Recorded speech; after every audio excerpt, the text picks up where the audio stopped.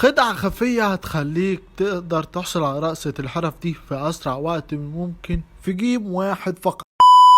ازيكم يا اخواتي، عاملين ايه؟ النهاردة جبتلك خدعة بسيطة هتخليك تقدر تحصل على رأسة أرض الحرف اللي اتكلمنا عنها في أول الفيديو. يلا بينا نتابع.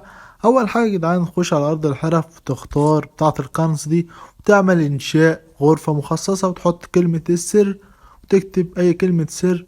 وبعد كده تنشئ الغرفة وتبعت لصديق من عندك وتكون مفهمه. أول ما تبدأ الجيم يطلع على طول زي ما هتشوف كده. كده بدأنا الجيم مع بعض، وهنخش الجيم مع بعض وهنشوف هنعمل ايه عشان الجيم يخلص بكل سهولة. وهنشوف برضو هل النقط هتتحسب ولا لا. زي ما انتوا شايفين كده بدأ الجيم وقلت لصاحبي يموت نفسه.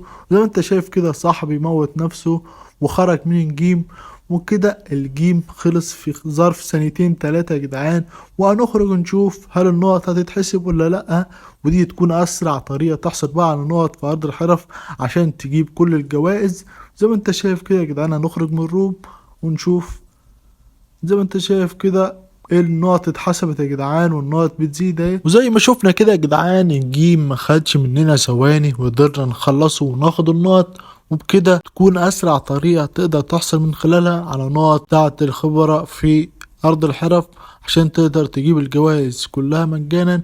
وبس كده يا جدعان، ما تنسوش اللايك والاشتراك وتفعيل زر الجرس. وبس كده، سلام.